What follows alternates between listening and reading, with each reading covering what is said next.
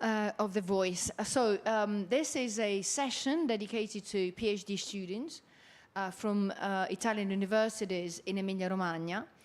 So Ferrara, Bologna, Modena, Reggio Emilia, and Parma. The 4 universities involved in this project, in the Penter project, Public Engagement of the Ecological Transition in Emilia-Romagna. So you will have the opportunity to listen to what young researchers, now we call them early stage researchers. We cannot call them young anymore, early stage researchers. You can learn something about what early stage researchers are up to, what they are doing, what they are studying in Emilia-Romagna. So it will be a session with 4 presentations, but you don't have to worry because there will be very short presentations.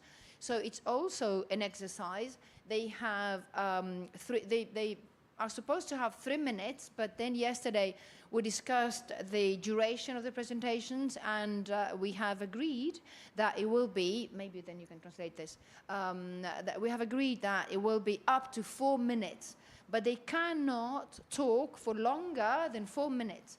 So I will keep the time, and after 3 minutes, I will let them know, after 3 minutes or 3 minutes and a half, I will let them know that they only have very short time left. And they have to be able to finish their presentation in 4 minutes, and they, above all, they have to be able to convey the meaning and the status of their research in the best possible way. So it's not only about their research, but it's about public speaking, because this is a project on public engagement, so they have to be able to speak well to a larger audience. 皆さんようこそ。このイベントにはその博士課程のプレゼンテーションですね。このプレゼンテーションにはそのボローニャ大学とフェララ大学とパーマ大学とモデナとレジェミリアの大学とみんなの博士課程の研究を紹介イベントです。イベントは全部英語です。今からずっと英語に話します。そのプレゼンテーションにはすごく短いプレゼンテーションで一人は3分ぐらいのプレゼンテーションです。そして4分以下のプレゼンテーション、4分になったらもうストップします。だからもうチャレンジのプレゼンテーションです。じゃあ楽しんでください。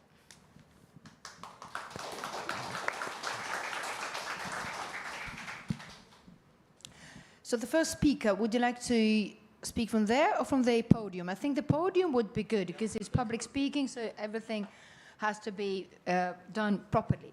So his name is Carlo D'Alessandro, and the floor is yours. Just a second, let me keep the count of time. Whenever you're ready.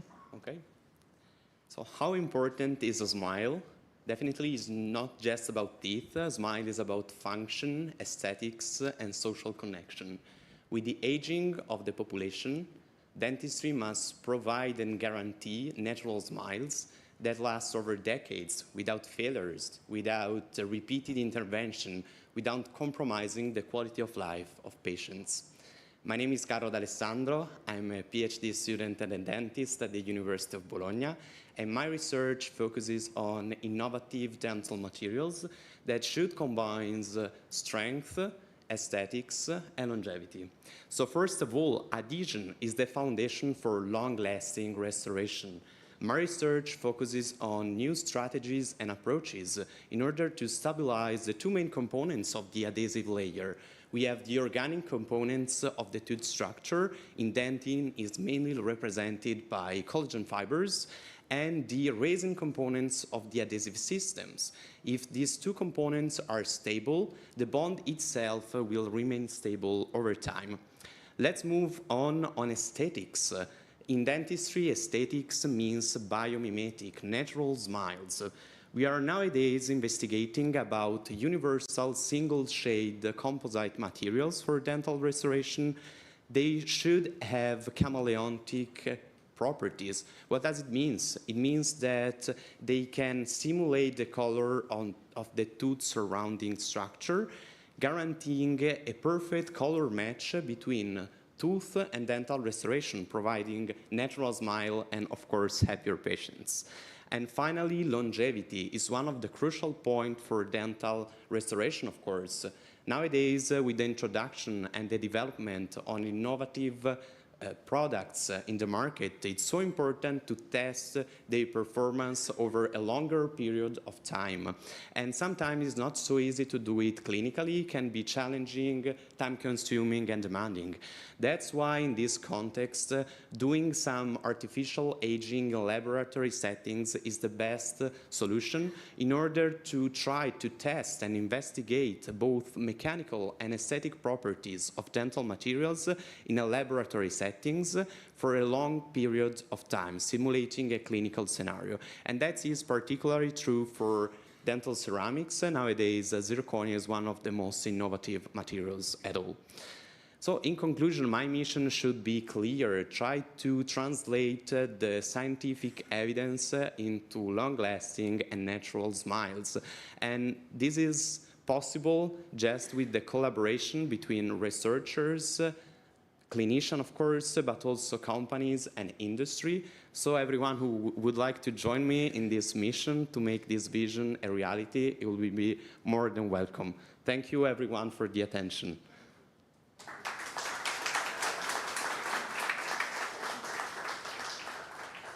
Very good use of time. You just used 3 minutes and 11 seconds. Because you stuck to the original 3 minutes. But yesterday I was asked if I could give an extension. Maybe we can go back to 3, but it's okay. Okay, so up next is Cecilia Buglioni. Yeah.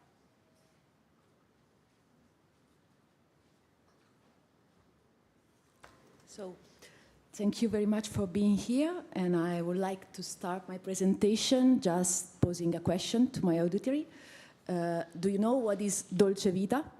I think that dolce vita is a common notion for everyone in Italy or who loves Italy, because it refers to something linked to the title of a film from Federico Fellini, but in a larger way to a sense of tranquility and glamorous life and low life, and especially linked to tourism and to social moments. I'm Cecilia Budoni, and I am a PhD candidate in environmental sustainability and well-being in University of Ferrara, and I'm actually working on a project in management about managing innovation networks in tourism, especially for coastal tourism in our region, Emilia-Romagna. And we know that apart from marketing claims like Romagna, the land of Dolce Vita, we know that tourism is an high impact,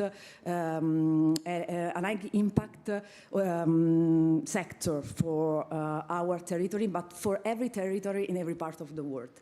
Tourism has a strong impact for local communities, a strong impact for environment, and for every type of activity that is on the territory, because it involves a lot of different things, from restaurants to hotels to accommodation of different types and attractions. So from a managerial point of view, we need to organize not only from top down, so starting from a macro level, we see there a short image, not only from a macro level, so with standards, agreements, and some policies, but not only from a micro level, so not basing everything on single values of single organization. We need something different, something in between of the two. So my case study in particular is something that is typical of our region. There are cooperatives, and we know that here in Japan there is a strong cooperative system too, and they are cooperative of lifeguards, people that save other people on the shores of our region, that started from the 70s as trade unions to get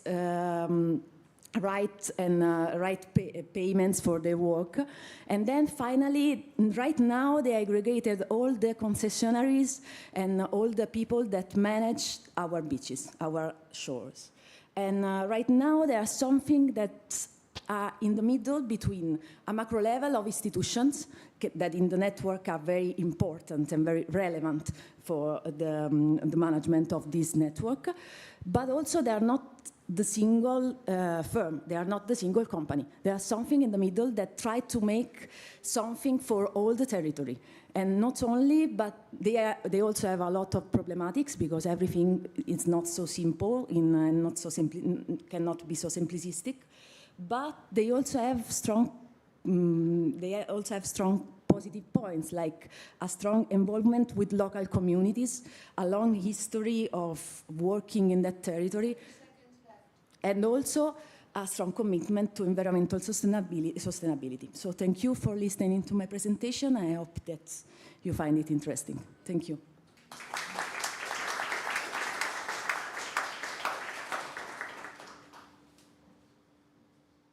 Good. So up next is Giulia Colelli.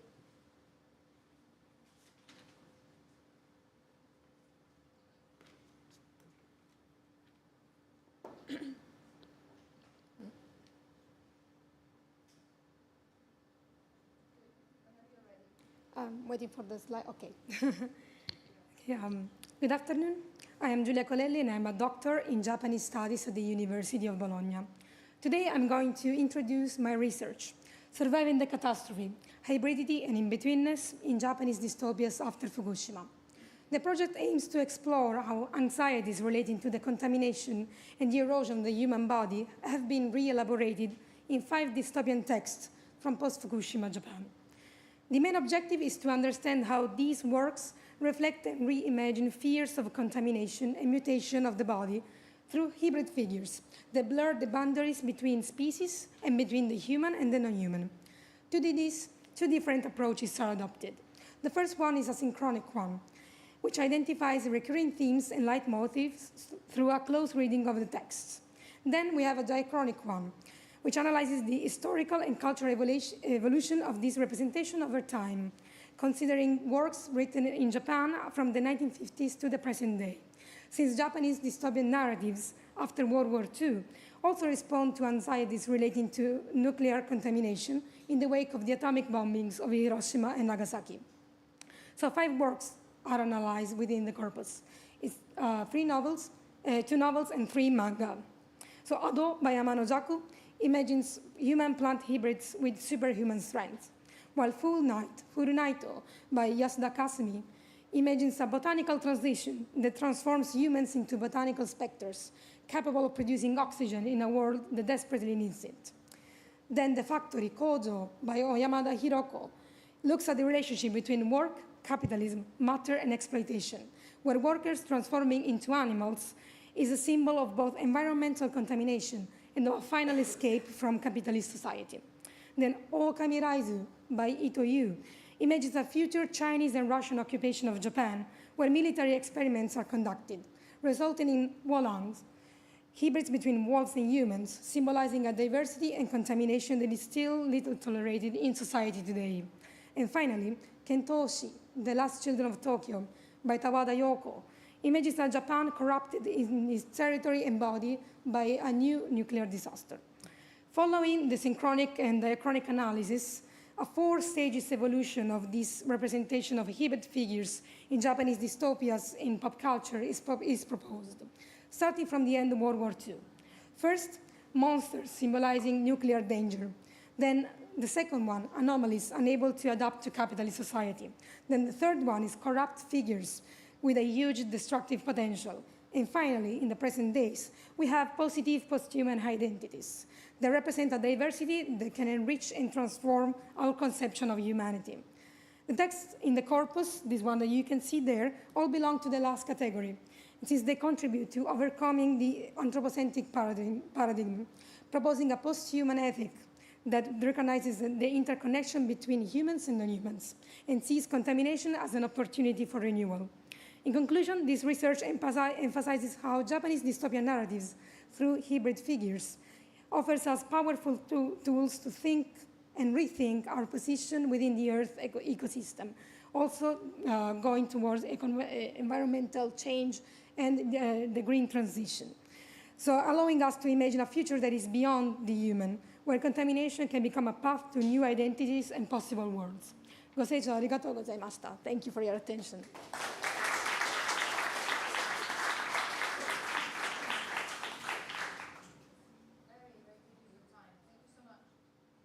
So the last speaker of this session is Mayra Cicero.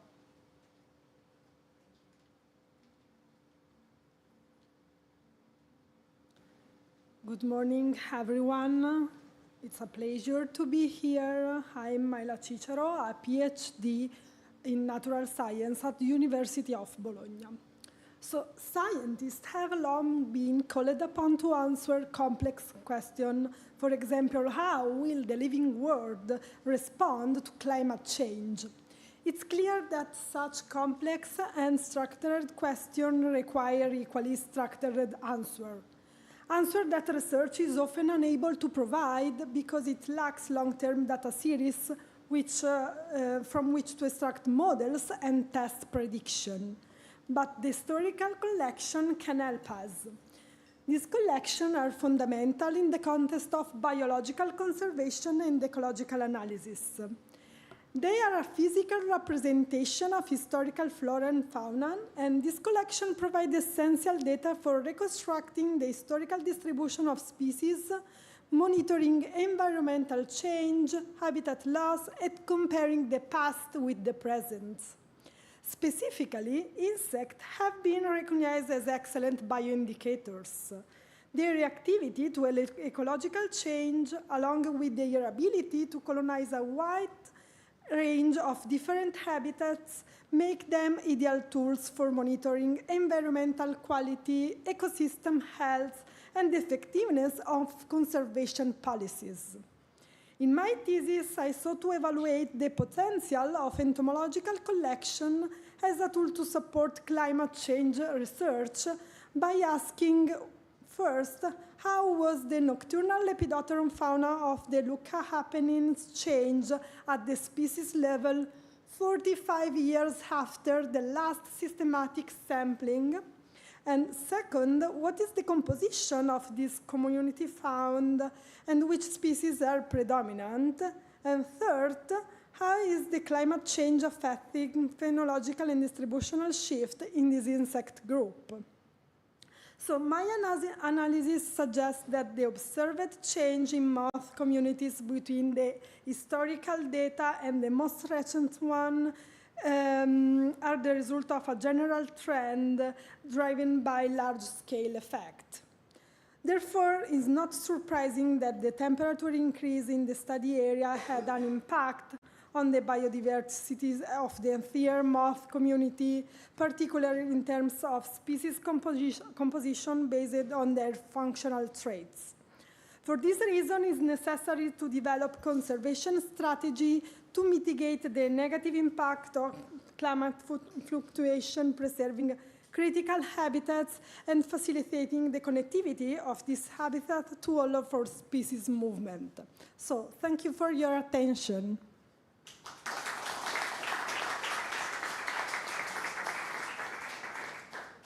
Well, excellent use of time, all of you. I'm very pleased with that. Very good. Really bodes well for your future.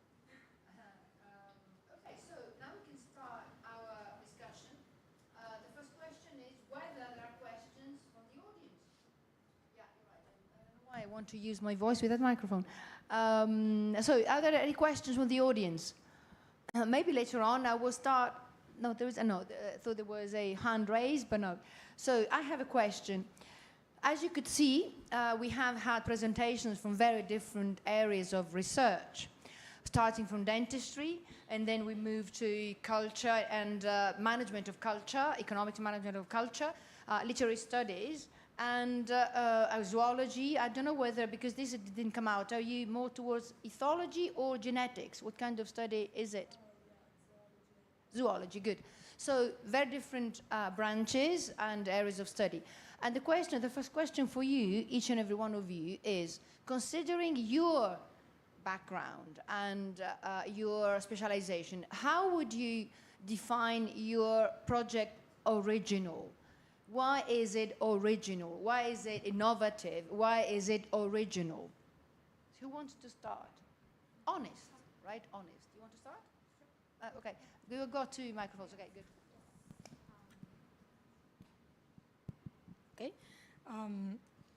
So I think the innovative part of my research is trying to bring Japanese literature and Japanese pop culture on the world stage, like in the stage of world literature. So in world literature, usually you analyze different texts from all over, like different countries, different cultures, not more in the same way.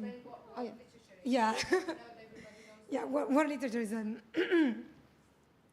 we can say it's a collection of texts that are valued as, universal literature, kind of. Yeah. It's like very complicated to say in like a few sentences. No, but first we had the canon, Yeah. what was regarded as the selection of the best texts in each culture. But now we have gone beyond that and we talk about world literature. Yeah, so like a common kind of like of all humanity, like taken from different cultures. So my aim is to bring Japanese literature toward the center, so toward what is considered usually the center, especially in a European academic environment, by analyzing it and comparing it to Anglo-American theories, mostly like gender studies, dystopian and utopian studies, and post-human studies. So like by taking Japanese literature and putting it against a framework that is not usually like autochthonally Japanese, I try to make it more understandable also for people who are not familiar with Japan. So my ultimate mission is to bring it to people in Italy, but also in Europe more in general. Thank you. Yes? Okay, yeah, thanks for the question. Basically, the main topic are not so original because everyone wants a strong, functional, and aesthetic restoration, of course. I think the key point and the turning point, it is that I'm trying to find steps between protocols that are well documented in the scientific evidence, where no one has ideas why they do something, and no one has think about an alternative to do something. So basically, is that the crucial point for me, trying to be a clinician first, and then a researcher, or maybe both role at the same time? That's the best part of my work, because I can be a dentist, I can do stuff during my clinical practice, and then I can think about steps where scientific evidence is needed. And that's my goal. Like, I work on this kind of procedure and protocols in order to make the scientific evidence more broad and complete in the clinical practice. That's the originality of my work, I think. Thank you. I love that. Over to you. I think that the originality of my work stands in the idea that we need something new, but we can take it from something that already exists, like cooperation. Italy has this strong history of cooperation. So to achieve something, new institutions, new idea of cooperations, we don't need to imagine something so big, so distant from our reality, but we have to be rooted in our reality. And I think that in our literature of reference, like managerial literature, something is missing about that. We always talk a lot about something bottom-up, something that have to emerge from the bottom, but this is not so really important when it comes to go and do things and make and construct things. And I would like so much to improve this, and that my thesis could help some other peoples then would like to join this, something that could emerge from the basis. Well, so Italian museums are full of stuffs, and so we have a lot of important pieces inside our museums, but probably sometimes it's not so easy take out these pieces and this heritage out from the rooms of museums. And so my PhD work is an example that this is possible, and also this important heritage that we have can be useful for research. For example, the Zoological Museum in Bologna has 10,000 different pieces, and it's a very huge collection, and this collection is very important for us, and it's very important to have the possibilities to study species and also to connect these species with the past, because they are a perfect photography of other time. So I think that this methodology that I applied in my thesis is the innovation. Yeah. I have another question. Are there any questions from the audience? Okay, so I have a question about public engagement, in fact, and communication. I have a colleague who is sitting there hiding, and is an expert on these topics, on the topic of communication of science. Science in a broad term, in a broad sense.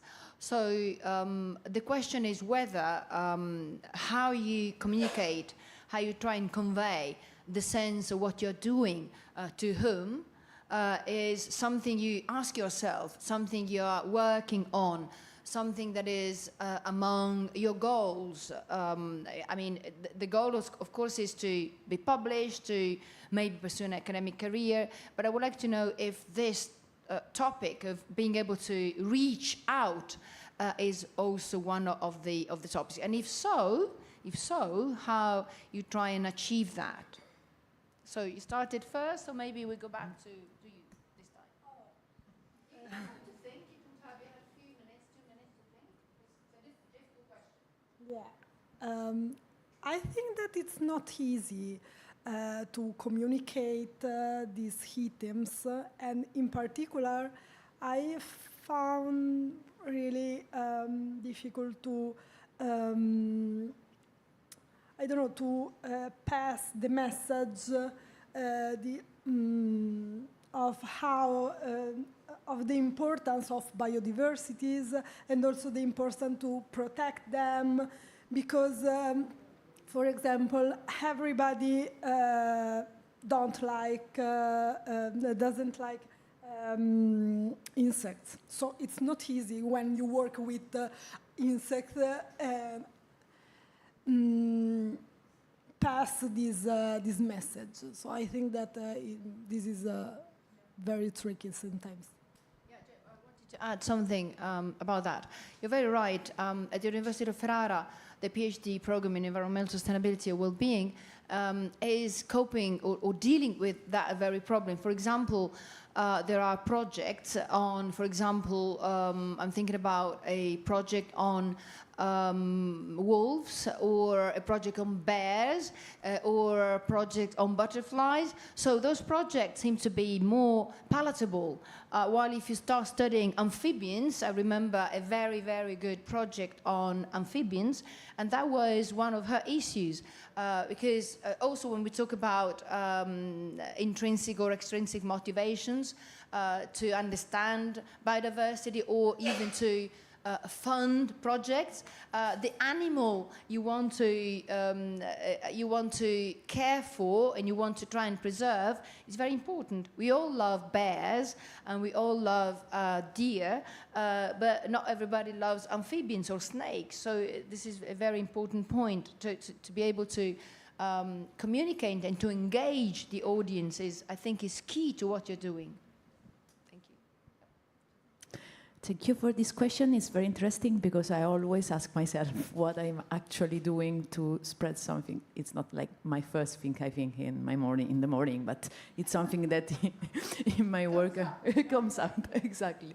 Right now, I think 2 points. One point is that I think that the personal behavior is something very important. So to spread this idea of cooperation, to spread this idea of something that can grow from the grass, from the ground, you have to be able to act as you think that will be right in general, like to leave space for others, act in a correct way, try to give the word, to give space to people that don't have it. And this is one point, but it's strictly personal, so I don't think it's something so relevant, but for me it is. And on the other side, trying to improve my public speaking, like trying to insert other things that can be catchy for other people, also adopting something a little bit interdisciplinary to manage to attract people in my in my discourse, in my ideas. I don't know, and I think these two points. Thank you. Thank you. Makes sense. Over to you.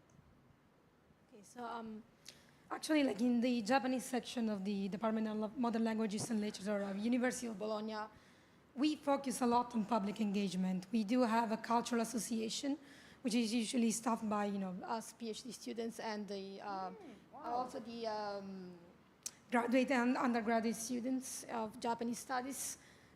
They can also do internship in the cultural association. We do have one event each year, which is a three-day event about Japanese culture, but also Japanese culture in connection with Italy.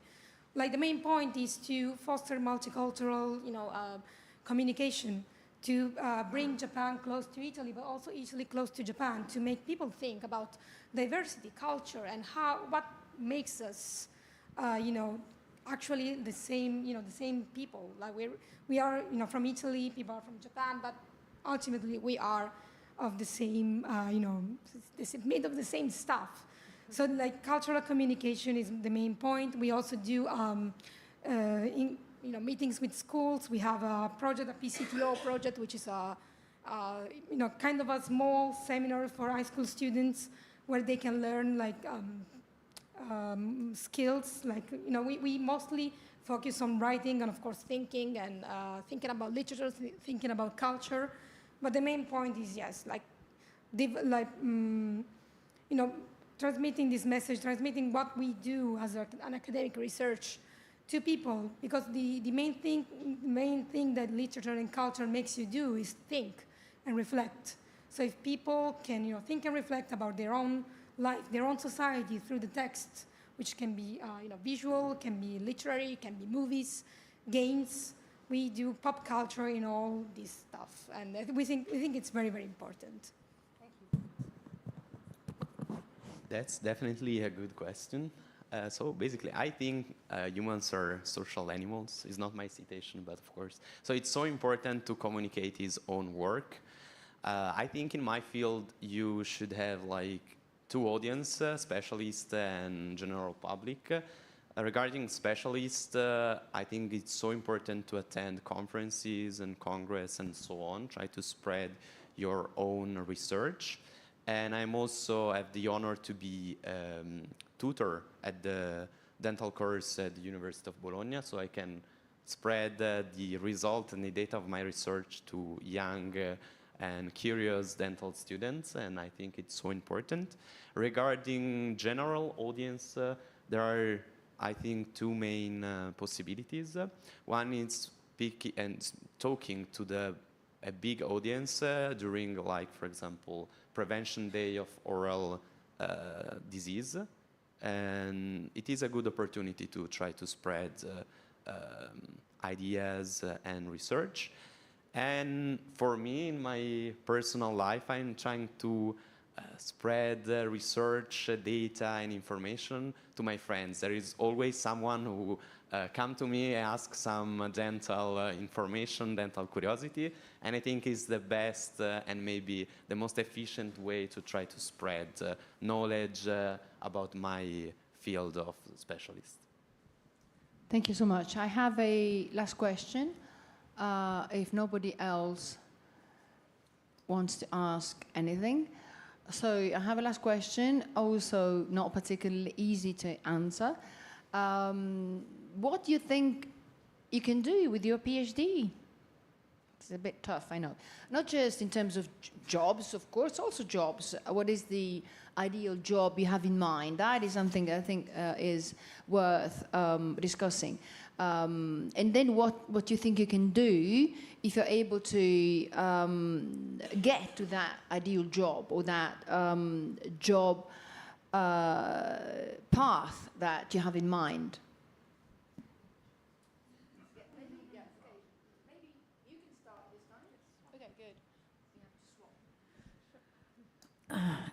It's a very good question, very challenging, because thinking about future, especially in this period, I think it's quite terrifying. But I think... You cannot tell us what stage of your PhD you are, because you've already finished, you're already a doctor. I don't know about the others, so that would be important. You're in your...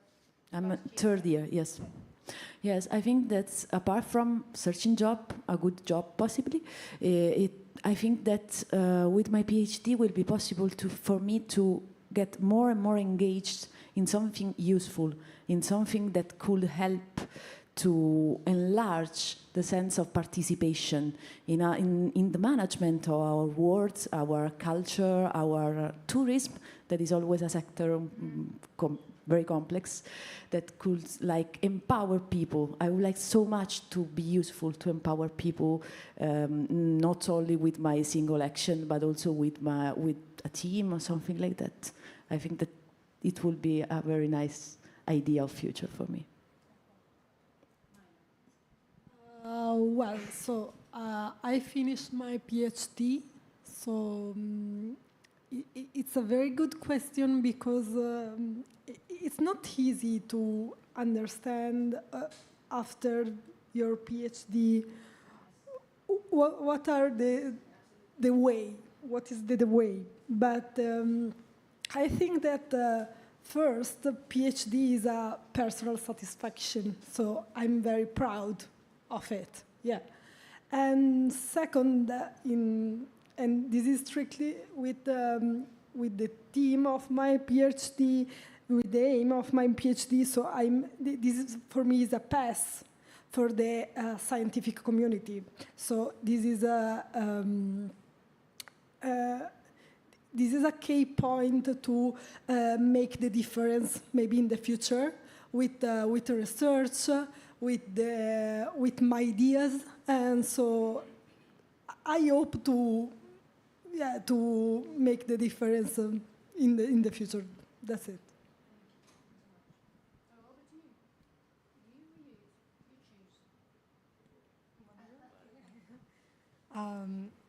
Okay, so I do not have an ideal job in mind yet, because I'm still not sure. But what I found out during my PhD is that I do love the public engagement part. Like, I love, communicating with people. I love being able to not just teach, but just, make people reflect, and transmitting what I think may be, important concepts that do not always translate well with, some people. Sometimes, especially nowadays, schools can be focused more on, scientific disciplines, or ways to make profit. In general, society is very focused on how to make profits, how to increase profits. But I think, that trying to communicate, more reflections about what it means to be human, what it means to not be human, what it means to communicate with also people who are not the same as us, people who are different, but also how to live in an ecosystem, how to be in the relationship, in the web of relationships that is our planet. That is part of the job of the humanities. So I think that public engagement for me is what I would like to do, be it with schools, with general public, probably not just specialists, because I think that these themes have to go outside of academia. This is what I would like to do. Thank you.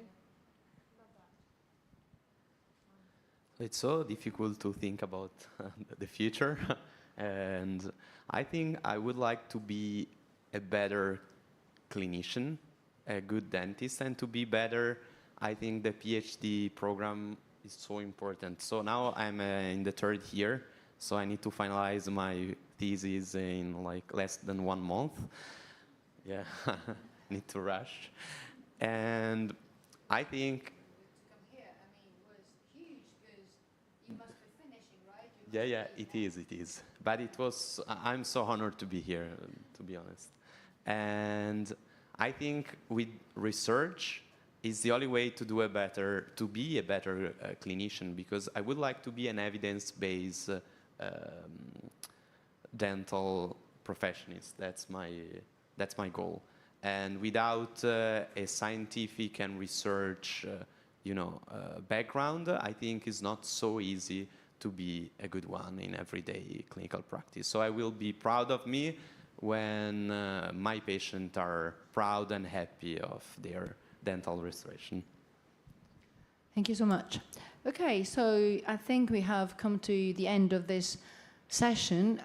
Thank you so very much for being here. I think it's been a very, very enjoyable session, and please join me in a round of applause to our PhD students.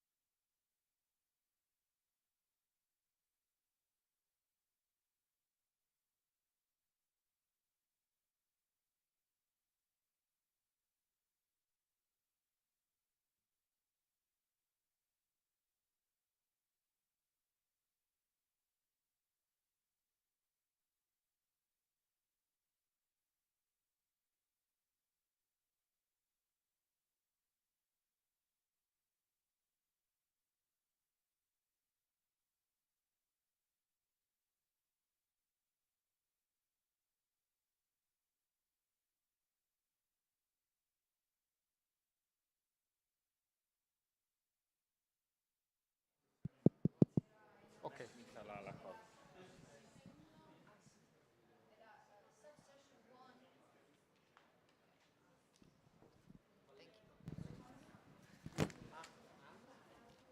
Okay, we can start straight away.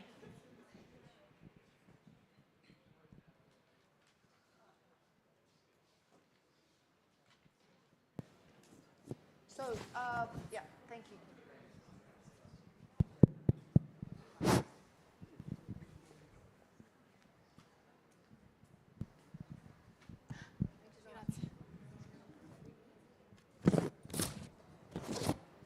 So the subsession number 2 of this session has got 3 speakers: Maria Tremoli, Pierpaolo Brancaleoni, and Aruaran Yan. So the floor is all yours, Maria. Whenever you are ready. Okay, wonderful. Sorry. Can you? Thank you. Good afternoon, everyone. It's a pleasure being here with you. I am Maria Tremoli, PhD candidate from the University of Bologna, and I'm honored to represent my department today, the Department of Economics, and the program of Public Governance, Management and Policy. It is a multidisciplinary program aimed to form policy analysts and policy makers. I dedicate my thesis to circular economy and sustainability, and I focus my investigation on 3 topics. First, the role of tariffs and non-tariff measures in international trade of waste flows. Second, the role of charging infrastructure in the diffusion of electric vehicles. And third, the role of spatial spillovers in the diffusion of renewable energy communities. In my first project, I examined 5 different material sectors: plastic, paper, glass, steel, and aluminium. And I analyzed global waste trade, considering tariffs, non-tariff measures, and indicators about integration between countries. Tariffs have become a hot topic in the news, but non-tariff measures are a bit less known. Non-tariff measures are also limitation to import and exports between countries, but with different declared goals, such as protection of human health and life, animal health and life, and the environment. The research question is whether waste flows follow different sector-specific patterns, and these insights can inform environmental policy and inform circular economy strategies and global governance of waste. The second project addresses the chicken-egg problem of electric vehicles and charging infrastructure, namely, electric vehicles are not appealing until the charging infrastructure is present, but public and private investors find it risky to finance charging stations because few electric vehicles are around and the stations might not be exploited enough, making the investment less profitable than expected. So I study how the diffusion of electric vehicles and the charging infrastructure evolve together. I highlight the importance of network effects, the role of charging speed, and how policy strategy can accelerate the adoption of electric mobility in the European context. Finally, my third project focuses on renewable energy communities in Italy. Here, I explore how proximity and spatial spillovers influence the creation of communities, going beyond purely geographic or climate factors.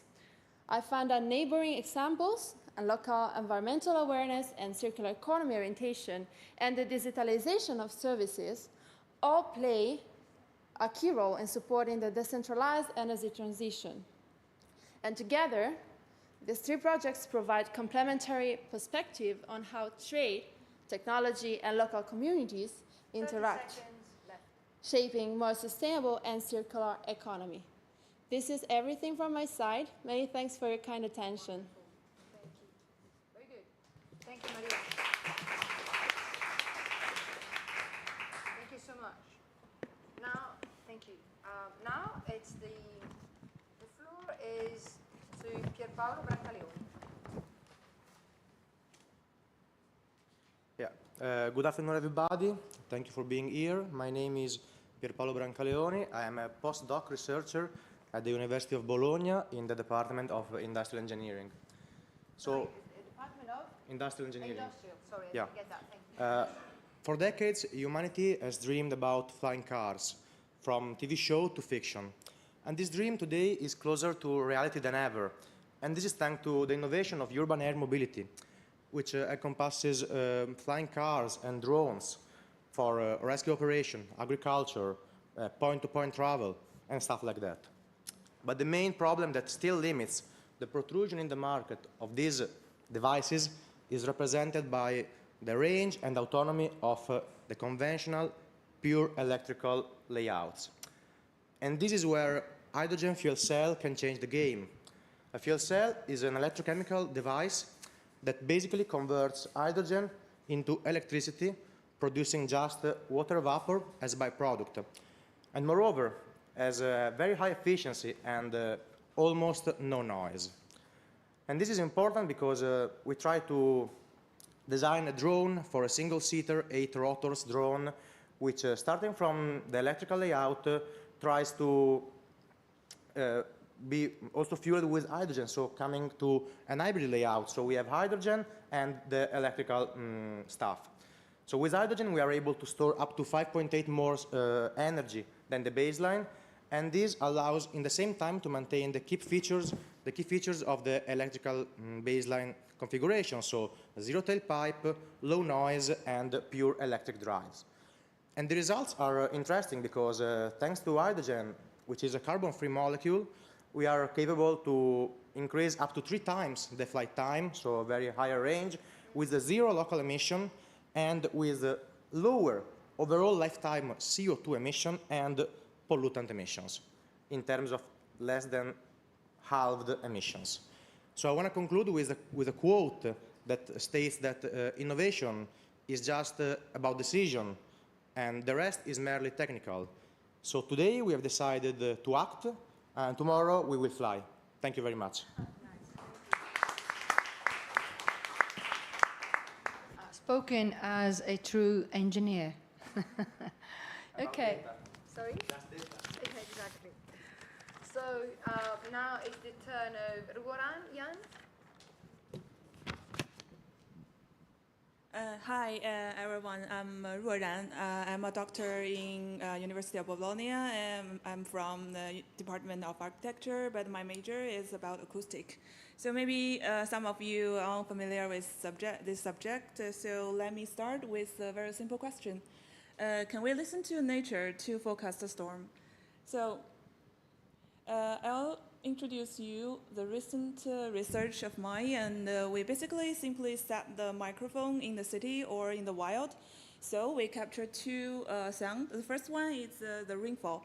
So the rainfall hit the surface is always about the 3 related subjects. One is the physics, because it's all heat from the surface, like the concrete, the wood, or the others. And the next is the environment. So the different environment and makes the different sound of the frequency and the loudness.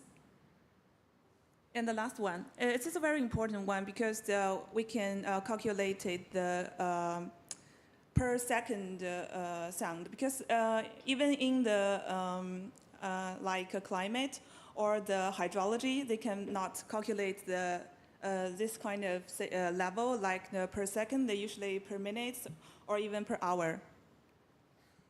So this is also very new to me. It's capture the animals' calls. So here's an example, like the opus. It's a swift, and there's also 3 aspects. Actually, it's all about the activity, because when a storm will come, the animal always change their activities. They either call a lot or they hide. So first, actually, I here have to vote thing, but I don't think we have enough time, so I just simply play this sound. I don't know if can. Wait, what would that be? What would you like to do? A sound. Oh, okay. Yeah, you can hear.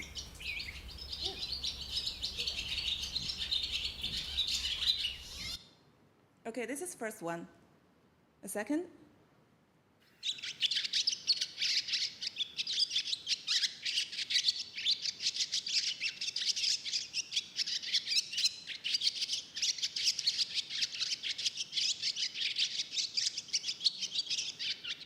So here you go. So I just want to you guess which one sounds like more like a storm is coming. So who will choose A? Please hand it up. Okay, so only one. So the others, I assume you will choose B. Yes. Unfortunately, A is the correct thing. Yeah, so the winner. So you can see it's very hard for the human to recognize. We only use your ears. So what we do? So we collect all the signal, and we transfer it to the data stream. And then we use the machine learning to capture the features of this. And finally, we can make the forecast and or the monitoring of the like flash, raining, or the flood, or the strong wind. So, what's matter? I'm not sure you even know this or not. In the previous 5 years, the flood and the wind, the extreme weather is already cost more than million losses in the Europe. So in the climate and the hydrology aspect, that they use the very expensive technologies, and even they even use that kind of expensive technology. They can't forecast or make alerts in minutes or very urgent thing. So in acoustic aspect, we can use more faster and cheaper microphone, and then we turn this to the data stream, like I said, and we can make faster and cheaper alerts or the monitoring of the flash flood and the strong wind. So thank you for joining me, and this is my presentation. Sorry.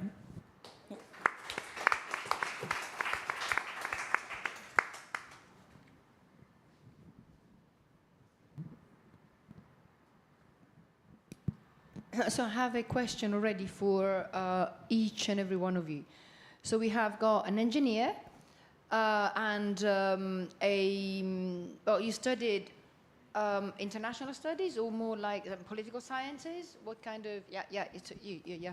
I'm from economics. Oh, good, economics. Yes. And you're an architect with a specialization in acoustics. So the question is, they are the three projects. The three of them are very practical. They have this practical focus, right, on how to do something, on how to implement something. And is this already happening? What you're studying or what you have studied, because I think you already finished, right? So what you've done, is it already being used? Is it already being implemented outside of academia? It's a question for the three of you. Maybe you want to start. Well, if you go outside and have a round, you can see that there is a pavilion on urban air mobility. So probably the answer is yes, but they are all with just battery powertrain, so only battery. While our idea is to use also hydrogen or even other type of fuels, e-fuels, to extend the range, while in the meantime allowing to generate a truly sustainable solution from the whole perspective of CO2, pollution, and maybe even in the long-term costs. So yeah, we have already a prototype that I think in like 1 year will hopefully fly, and I hope also we can engage with some companies who might be interested into this kind of range extension. So when you say we, you're talking about the department. Yeah, department, research group. Yeah. At the university, research group at the university. You keep working at the university. At the moment, I'm a yeah. postdoc. Yes.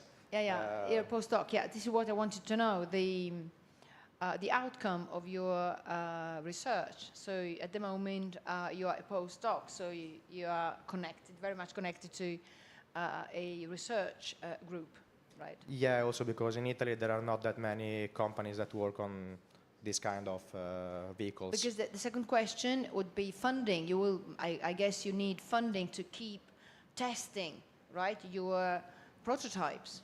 Yeah, first of all, hydrogen is very expensive. I mean, if you want a really clean hydrogen, which basically means is from water electrolysis, so you split the water molecule, this hydrogen is very expensive. So even to test, you need to have a lot of money just to buy the fuel, and also the components are expensive. At the moment, we are funded by a project that is a MOVERT project. MOVERT. And so yeah, we are collaborating also with other research group of other departments inside the University of Bologna. But yeah, money are never enough, you know. So yeah, if you want to keep improving, innovate, you need always a lot of I would say European money.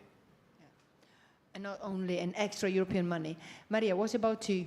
Because talking about policy is also important, right? They have to move outside academia. My PhD opens a lot of doors to me. What I'm currently doing is collecting data, so 3 different topics, 3 different type of data, so trade dynamics, but also electric vehicles and charging station, where they are, how many, how are they made, and also where there are renewable energy communities at the moment in Italy. And I want to analyze this data and see what has been made so far, what have other policymakers thought for pushing each of these 3 fields. And then I want to be well prepared to have my own word and say, okay, given this, this, and that has been done, to enhance each of the 3 things, we can have this, this, and this on the to-do list to do next.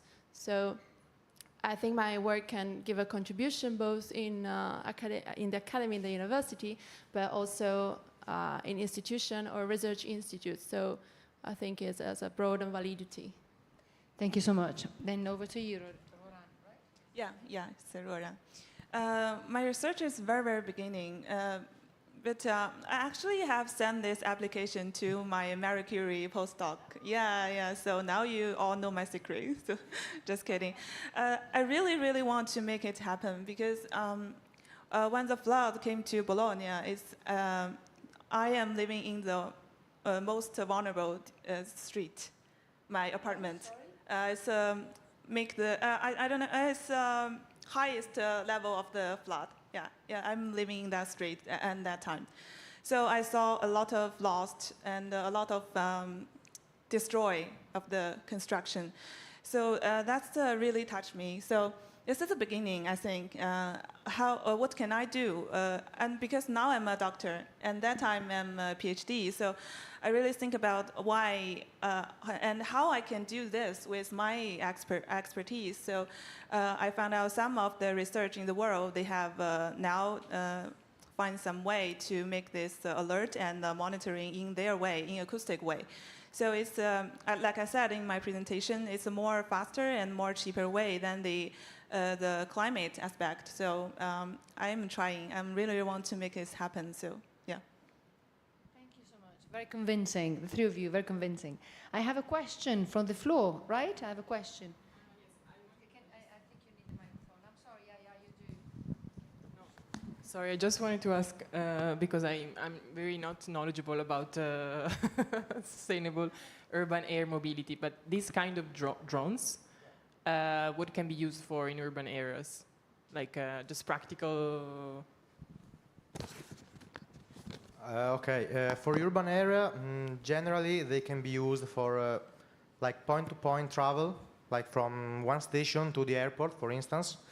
Or you can use outside the urban area, like for rescue operations. So when you need to stay in hovering of a certain area, so like the helicopter, but with lower cost, or even for agriculture. So yeah, more or less this kind of stuff, and also for like sightseeing, so for tourism application.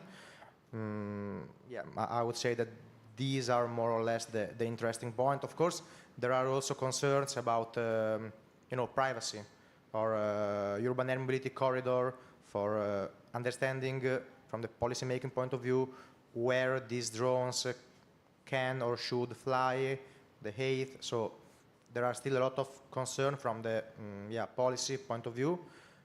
But trying to answer to the question, yeah, is more or less about point-to-point travel for the urban areas. Thank you.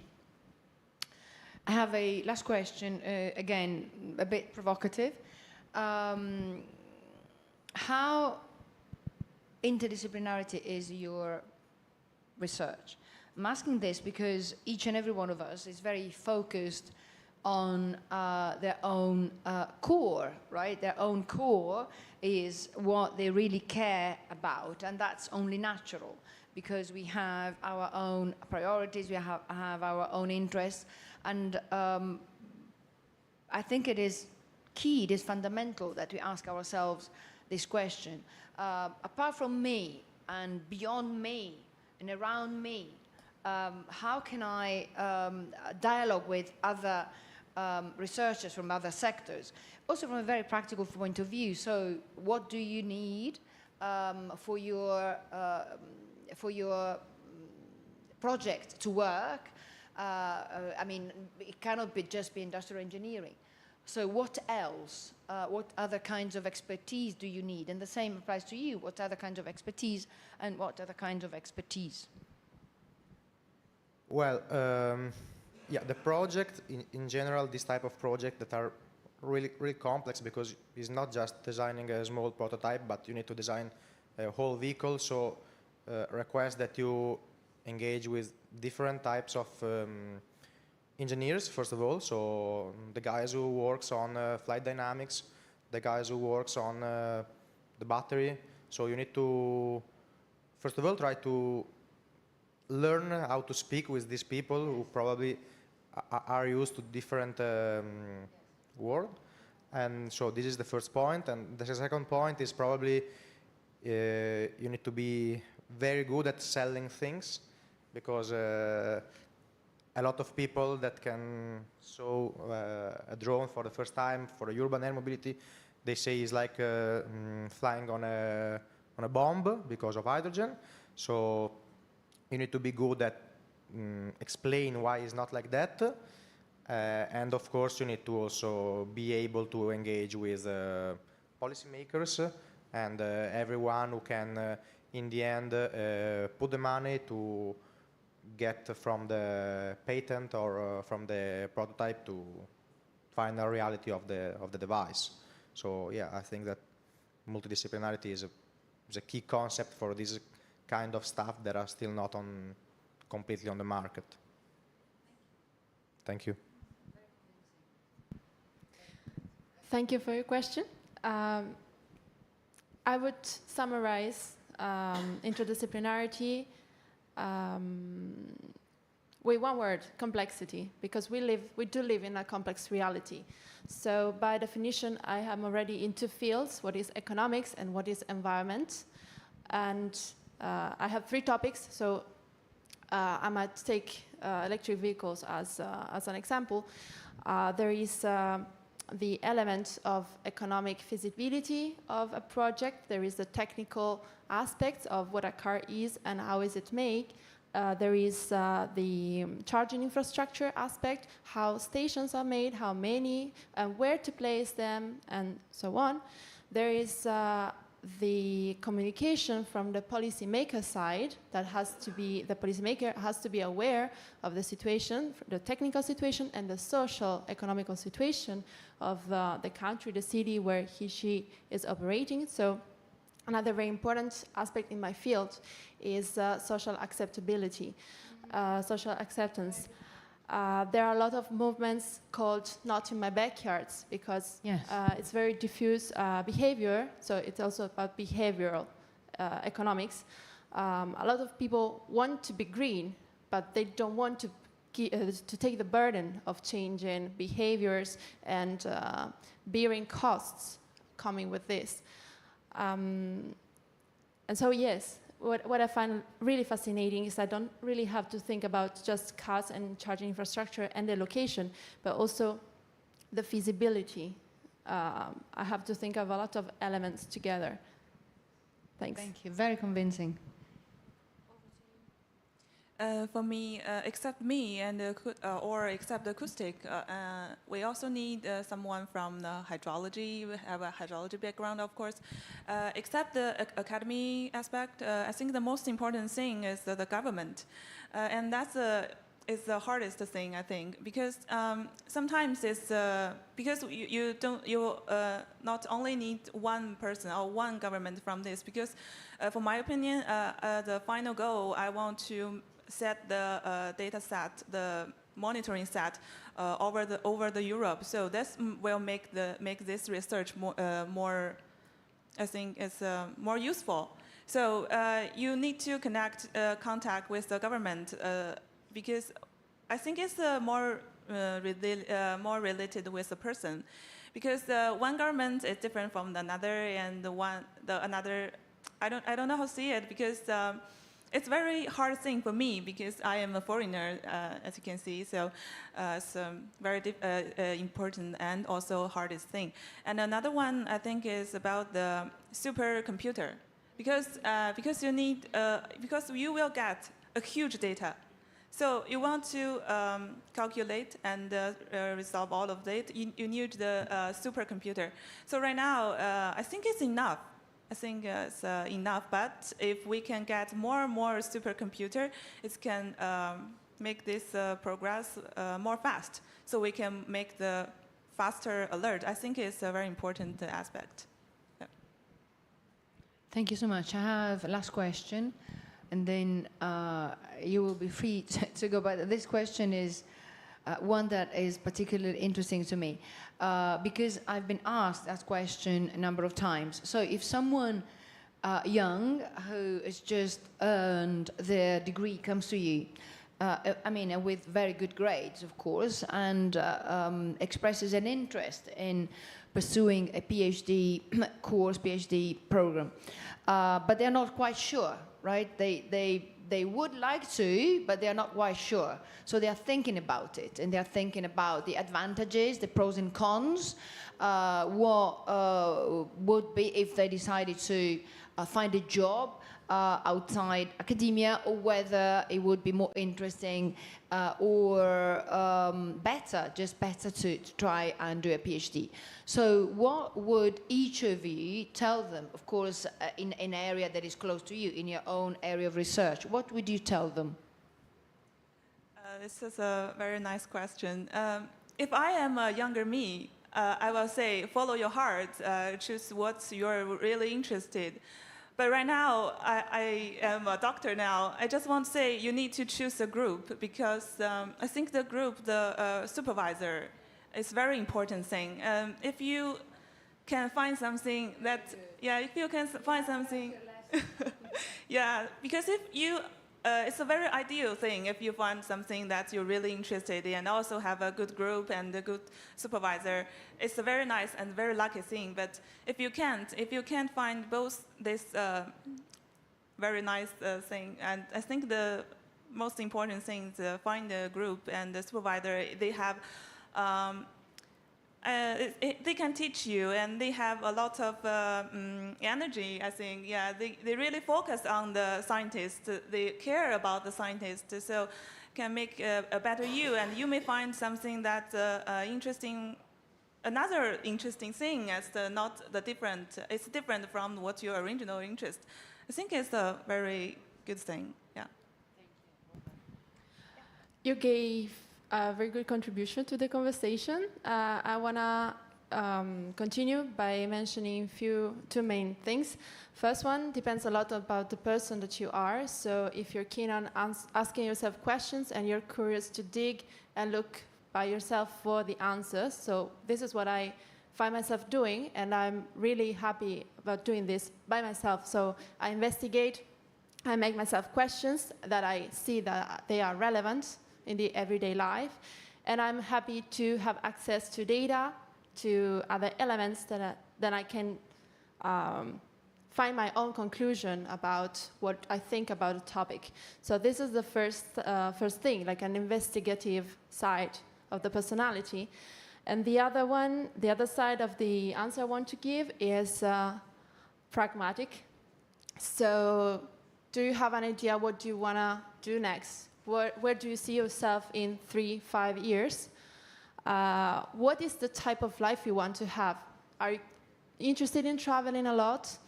Would you rather stay and build a stable life in one city? Are you interested in meeting a lot of people, which we have the chance to do, as we are here today also? Money, like how easy do you want your life? Being stable is something very important. Money is not always elegant to talk about money, but it's an important element of a life. So we have chances, we have opportunities to exploit. PhD can be a very different experience depending on the person you are and the context you end up in. But definitely ask yourself these questions before embarking in such a journey. Well, I think everything has already been said because it seems everybody shared the same opinion. However, I try to add something. I would ask how much you are passion-driven. I mean, of course, you need to have the passion for what you are doing. You also need to be able and expect that during the path of the PhD, something will change. Probably sometimes the topic can change, so you need to be able to adapt. Of course, there is a money topic. Everybody knows that, even if you are industrial, but we know that this is a problem when you work as a student. And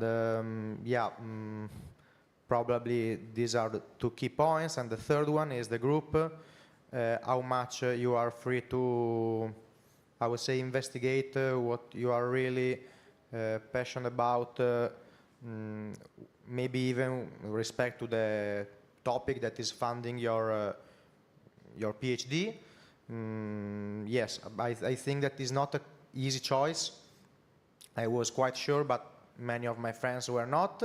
So yeah, you need to think really carefully about this because it's 3 years, and after 3 years you might don't know where you will end up. So just be careful. I would say just like that. Thank you so much. You're very good. You're very good. Very good communicators, I have to say. So I think we have reached the conclusion of this second part of the session. So thank you for being here, and I think we can finish this with a nice round of applause.